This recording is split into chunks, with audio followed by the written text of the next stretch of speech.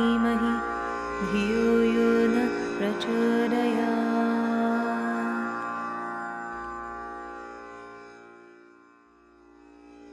Namaste everyone. Welcome to our new series of videos in which we will be trying to find the answers for some deeper questions in Vedic astrology. The question for today is, what can we learn from the Grahas by understanding better the vibrations and musical notes they are connected to?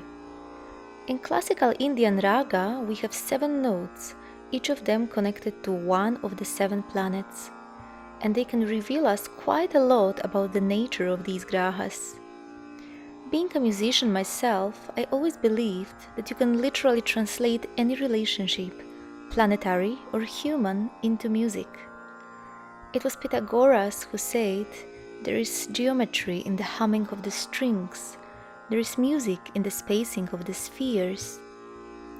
In classical Indian raga, each and every single note, being the base for different music intervals, has a certain quality assigned to it, as well as planet governing it, which in itself reveals how closely music is interconnected with Vedic astrology, and how they were perceived as one in the past.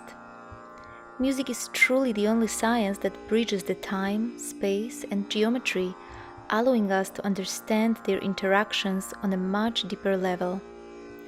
Let us have a closer look at that. The first note in Indian raga is called ChaCha. It is the defining bass note of the scale from which all other intervals are created.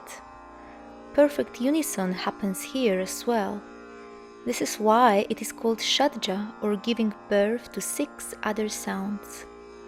This note is ruled by Mercury, who is also the lord of our first breath and our throat chakra. Mercury is also the only planet which is completely neutral, being neither male nor female. According to Brihat Samhita, hearing sound of ChaCha, first note in a scale or a unison, is also an auspicious omen. The second note in raga is called Rishabha, great one or courageous one. It is the first note emerging from perfect unison and arising from the first original sound. And being so, it is connected to Mars, the planet of taking action. As Rishabha sounds a bit irritating in regards to first original sound, so it resembles the qualities of Mars: dynamism, impatience, tension, stress, or even nervousness. It is action-oriented, bold, and courageous.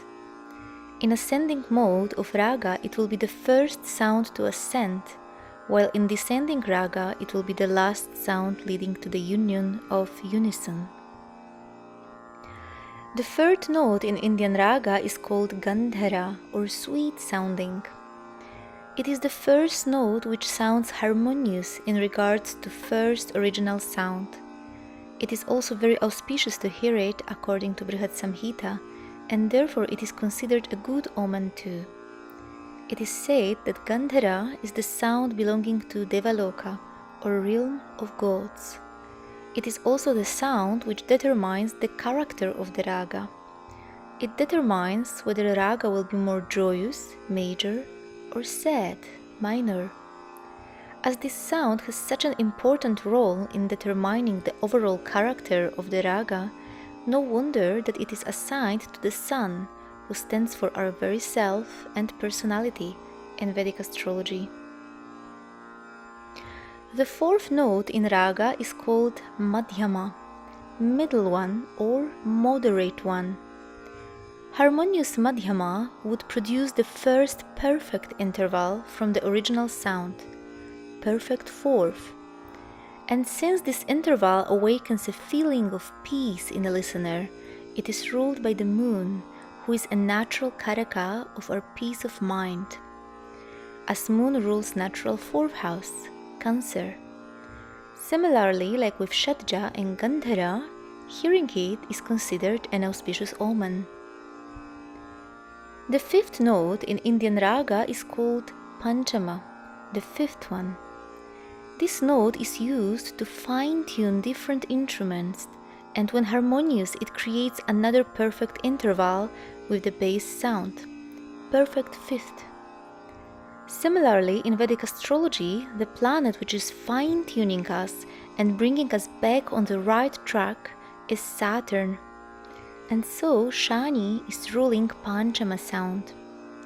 Even the tantric yantra of Saturn is just a single line, while his birth nakshatra Revati according to Vayu Purana, which reflects his capacity to straighten everything up and bring us back to the right path. Hearing this sound, however, is not considered an auspicious omen according to Brihat Samhita. The sixth note in Indian raga is called Devata, or Divine One, since it is an overtone of Gandhara and can be heard by a sensitive person already when Gandhara is being played. Due to the divine nature of this sound, it was associated with Jupiter, the Guru of gods, who stands for our receptivity and sensitivity to absorb the divine knowledge. And the seventh note in Indian raga is called Nishad, or outcast. In Sanskrit, Nishadati literally means to suffer or to be afflicted. It is the sound which in ascending raga represents the last friction before reaching the state of perfect octave. And since the passion for union and release of energy is so strong in this sound, it is ruled by passionate Venus. Due to its tense nature, hearing this sound is not considered an auspicious omen, according to Brihat Samhita. This is just a simple principle, but it can be expanded to much deeper concepts of Vedic astrology, such as conjunctions or tithis, lunar phases. The connection between music intervals and tithis is something I explained in much greater detail in my ebook Journey with the Moon. If you found this video interesting, you might also like to read it. Or you might also consider joining us on our ongoing Navagrahas course, where you will learn many more secrets of the 9 planets. Thank you so much for watching this video and see you next time. Namaste.